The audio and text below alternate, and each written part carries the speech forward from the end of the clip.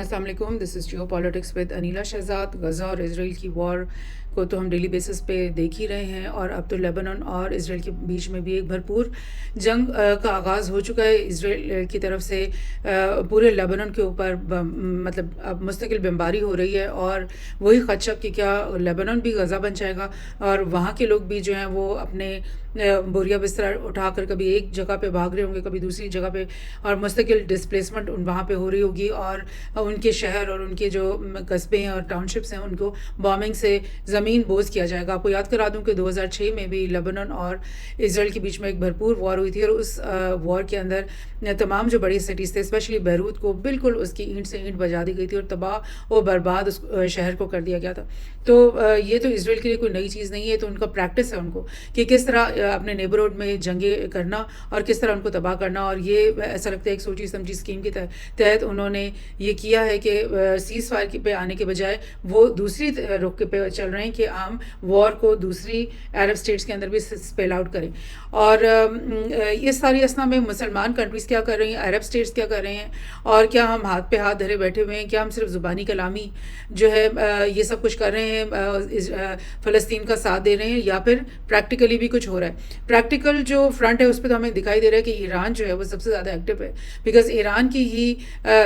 Iranian back proxies या Iranian back militias हैं, Hezbollah भी, अंसारुल्लाह भी और हमास भी एक हद तक, जो कि प्रैक्टिकली लड़ाई कर रहे हैं इसराइल के साथ। लेकिन बाकी अरब स्टेट्स जो हैं वो भी भरपूर एक डिप्लोमेटिक स्ट्रगल तो कर रहे हैं। यूएन के अंदर कई रेजोल्यूशंस पेश की गई और उनको पास करवाया गया, जिसमें इसराइल को एक जेनोसाइड कंट्री माना गया, और उनके ऊपर बार बार ये सख्ती से उनको कहा गया वो सीज़ फायर करें, जंग बंदी करें। मगर आप देख रहे हैं कि वो इसराइल के ऊपर किसी बात का कोई असर नहीं हो रहा। अब जो एर्दोगान है, जो कि टर्की के प्रेसिडेंट हैं, और पूरी इस्लामिक दुनिया में उनको एज ए हीरो देखा जाता है, बिकॉज वो हमेशा हर मौके पे उन्होंने फ़लस्तीन के लोगों का साथ दिया है, बाकी लोगों से ज़्यादा बढ़ चढ़ के उन्होंने अपनी आवाज़ उनके लिए उठाई है, और हमेशा उनको एज ए हीरो इस मामले में देखा गया। और लेकिन ये जब से गज़ा इसराइल वॉर हुई है तब से इनकी तरफ से ज़रा थोड़ा सा इतने बयानात नहीं नज़र आ रही, क्योंकि अरब जो स्टेट्स हैं बाकी जिसमें सऊदी अरब ले लें, जॉर्डन, इजिप्ट ले लें, वो भी बहुत एक्टिव हैं, और वो अपनी पूरी भरपूर डिप्लोमेसी कर रहे हैं, एक दूसरे से मिलना, दुनिया के बाकी जो पावरफुल लोगों से मिलना, और बार बार डिफरेंट प्लेटफॉर्म्स में इकट्ठे होना, और इसराइल को तंबीह करना कि ये सीज़ फायर फ़ौरन करे, और ये कि जो जेनोसाइड उसने बपा कर रखा उसको कबूल और बर्दाश्त नहीं किया जाएगा। ये सब कुछ अरब स्टेट्स कर रहे हैं, जिसकी वजह से ऐसा लग रहा था कि एर्दोगान थोड़ा सा खामोश है, क्योंकि वो समझ रहे हैं कि एक बेहतर काम हो रहा है शायद अरब वर्ल्ड की तरफ से। मगर अब ये एक बड़ी ही इंटरेस्टिंग बात उन्होंने एक दो दिन पहले कह दी है, और उन्होंने वार्न किया है कि इसराइल जो है वो might attack Turkey after Palestine and Lebanon. उन्होंने ये बात कह दी है, बहुत बड़ी बात है ये जो उन्होंने कही है कि उनका ख्याल ये है कि ये जो पहले फ़लस्तीन के अंदर अटैक हुआ, जंग हुई है, भरपूर जंग शुरू हुई है, उसके फ़ौरन बाद अब एक साल इस जंग को होने के बाद उसने लेबनान के अंदर अटैक शुरू कर दिया, लेबनान के अंदर जंग शुरू कर दिया है। तो एर्दोगान ने कहा है कि मेरा ख्याल है कि इसके बाद तीसरे नंबर पर या शायद चौथे नंबर पर इसराइल जो है वो टर्की के ऊपर भी अटैक करने वाला है। और आपको ये मैं रिमाइंड करा दूँ कि टर्की नेटो का एक मेंबर है, ऑल्दो कि एक अनवांटेड मेंबर होगा, क्योंकि वो एक वाहिद मुस्लिम स्टेट है जो कि नेटो का मेंबर है, और बहुत दफ़ा टर्की ऐसे इकदाम करता है जो नेटो को नाखुशगवार होते हैं, नामंजूर होते हैं, लेकिन वो करता है, और अपने जितने भी हकूक हैं बीइंग अ नेटो मेंबर वो उनको इस्तेमाल करता है। एर्दोगान की जो बात है, ये ना सिर्फ उसने इसराइल को तंबीह की है, ना सिर्फ उसने दुनिया की अक़वाम को ये बताया कि ये चीज़ होने वाली है हमारे साथ, और बल्कि उसने स्पेशली नेटो को ये बात कही है कि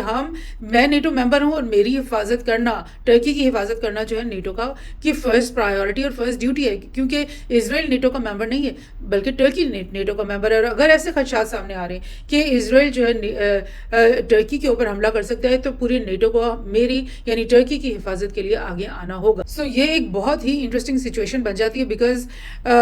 ये टर्की अपनी उस पोजीशन को दोबारा से अगर इस्तेमाल करता है, एक बात तो ये कि टर्की जो है वो खुद दुनिया की जो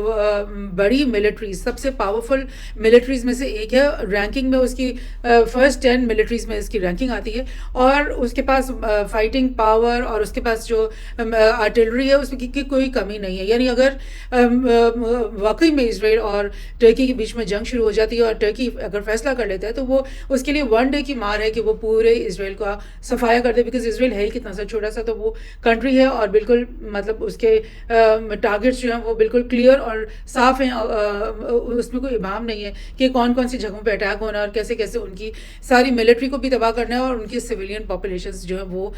پورے عرب مطلب یہ تو میں صرف ٹرکی کی بات کر رہی ہوں، لیکن اگر 1 2 یا 3 عرب اسٹیٹس اگر مل کر کے اس وقت اسرائیل کے اوپر حملہ کریں تو وہ مطلب اسرائیل کا بچنا یا محفوظ رہنا ناممکن ہے. صرف اگر وہ محفوظ ہے تو اس کی وجہ یہ ہے کہ یو ایس کا بیکنگ اس کو حاصل ہے، اور ویسٹرن کنٹریز جو یورپین کنٹریز ہیں، یورپین یونین ہے، اس کی بیکنگ حاصل ہے اس وقت اسرائیل کو. سو یہ بہت ہی انٹرسٹنگ بات ہے جو انہوں نے کہہ دی ایردوغان نے. ایردوغان کے جو گورنمنٹ کے اعلیٰ ہیں ان کا نام ہے ڈیلبرٹ بچیلی، اور وہ نیشنل موومنٹ پارٹی کے ہیڈ ہیں، اور انہوں نے یہ بات کیونکہ ان کی بھی ایک بہت بڑی پاور ہے، کیونکہ جب الائنس اور کوalition گورنمنٹس بنتی ہے تو جو سیکنڈ نمبر کی پارٹی ہے وہ بھی اس کی بھی بڑی ایک سے ہوتی ہے اور ایک اس کی پاور ہوتی ہے. تو انہوں نے بھی یہ بات کہی ہے کہ جو اسرائیل کا جو میسج ہے ٹرکی کے لیے اس کو سمجھو. انہوں نے وارن کیا ہے اپنے ملک کے لوگوں، اپنی پارلیمنٹ کو، اور ایردوغان کو وارن کیا ہے کہ یہ جو ٹرکی جو اسرائیل جو کچھ بھی کر رہا ہے یہ ہمیں ایک میسج سمجھنا چاہیے کہ یہ اب ہم بھی اسرائیل کے حملے سے اور ان کی اس کی جو جنگ ہے، جنگی عزائم سے دور نہیں ہے. اور اس نے یہ بولا ہے ڈیلبرٹ بچیلی نے کہ Tel Aviv was giving a message to Turkey by attack on Lebanon, and اس سے پہلے غزہ پہ اٹیک اور اب لیبنن کے اٹیک کے بعد it is giving a message to Turkey. And مطلب ایردوغان کو وہ بتا رہے کہ اب ہمیں تیاری کر لینی چاہیے کہ اب لائن میں ہم آ گئے ہیں اور ہمارے اوپر حملہ ہونے والا ہے. اور ڈیفینیٹلی یہ صرف ایک اسرائیل کی بات تو نہیں ہوگی. اگر یہ دونوں اتنے بڑے جو لیڈرز ہیں ٹرکی کے، یہ دونوں اگر یہ بات کہہ رہے ہیں تو اس کا مطلب ہے کہ ان کے پاس کوئی انٹیلیجنس ہوگی کہ ویسٹرن جو پوری نیٹو کی الائنس ہے یا پوری جو ویسٹرن الائنس ہے اسرائیل کے ساتھ جو ملی ہوئی ہے، ان کے کچھ عزائم ہیں ٹرکی کے خلاف، کیونکہ ٹرکی کی حرکتوں سے وہ ہمیشہ ہی نالا رہتے ہیں. بیکاز اگر میں آپ کو یاد کرا دوں کہ پچھلے کچھ مہینوں پہلے کی بات ہے کہ فن لینڈ نے جب نیٹو میں اور سویڈن نے جب نیٹو میں انٹر ہونے کی درخواستیں کی تھی تو اس وقت ٹرکی نے راستے میں رکاوٹ پیدا کر دی تھی کہ نہیں، یہ ہمارے خلاف ٹیررزم کرتے تو ہم انہیں نیٹو میں آنے نہیں دیں گے. سو یہ باتیں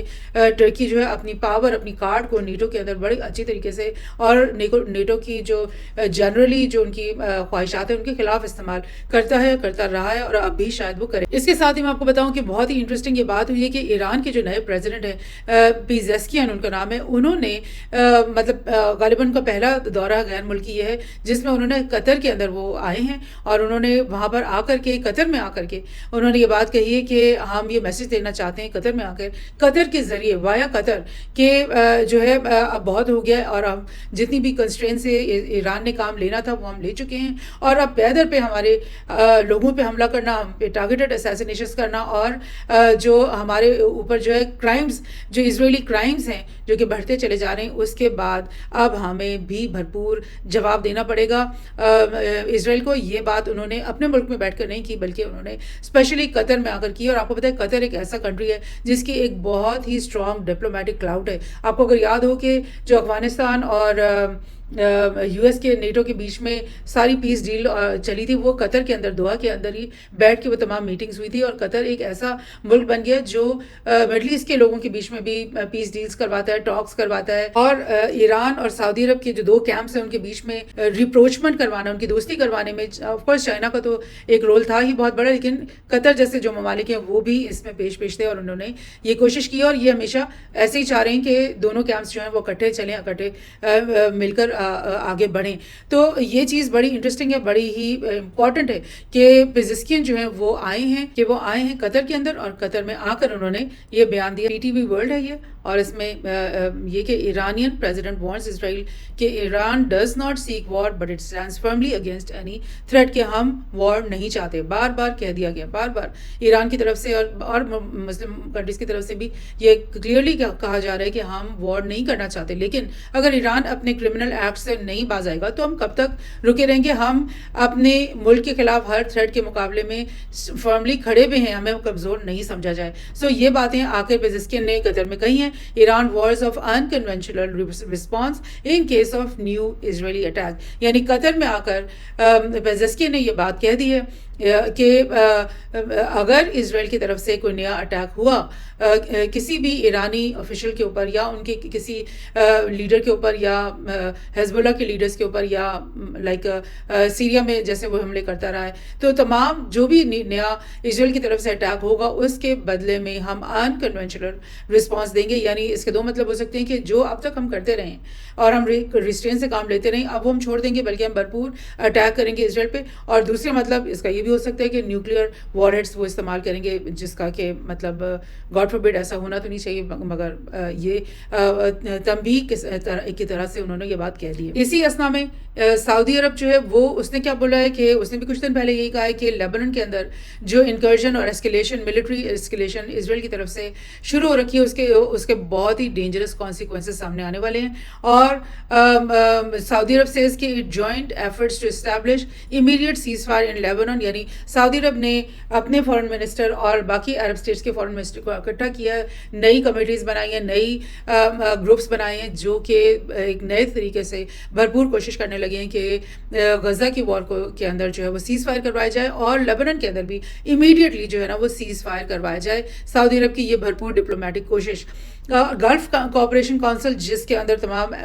عرب لوگ ممالک ہی اس کے اندر شامل ہیں جو کہ like oil producing rich states ہیں گلف کے, انہوں نے بھی یہ بات کہہ دی ہے کہ وہ لیبنن کی سپورٹ کرتے ہیں اور وہ غزہ اور لیبنن دونوں کے اندر فوری طور پہ سیز فائر کی جو ہے نا مطالبہ کرتے ہیں. اور آپ کو پتہ ہے کہ گلف جو کوآپریشن کونسل ہے GCC, اس کی بہت پاور ہے, بیکاز اگر وہ فیصلہ کر لیں کہ ہم نے آئل کی قیمتوں کو بڑھانا ہے یا ہم نے آئل کی جو ترسیل ہے پوری دنیا میں جو ہو رہی ہے اس کو روک دینا ہے, تو پھر پوری دنیا کی اکانومی جو ہے نا اس کو وہ پہیا جام ہو سکتی ہے اور بہت بڑی پاور ہے ان کے پاس جو کہ وہ یوز کر سکتے ہیں. سو یہ میں آپ کو دکھا دوں کہ اس سے پہلے یہی جو بات کہ سعودی عرب کے فارن منسٹر اور ان کے ساتھ تمام عرب کنٹریز کے, جارڈن کے بھی اور ایجپٹ کے بھی اور مختلف جو عرب کنٹریز ہیں ان کے فارن منسٹرز نے UN کے اندر کھڑے ہو کر یہ ایک میٹنگ بھی کی ہے اور ایک بیانات بھی دیے ہیں کہ بھئی ہم سب اکٹھے ہیں اسرائیل کی جو یہ وحشیانہ حرکتیں ہیں اس کے خلاف ان کی ہم مذمت کرتے ہیں اور فوری طور پہ سیز فائر دونوں غزہ کے اندر اور لیبنن کے اندر اس کا ہم مطالبہ کرتے ہیں. سو دیکھتے ہیں کہ آگے اس سلسلے میں کیا اقدامات کر پاتے ہیں عرب اسٹیٹس.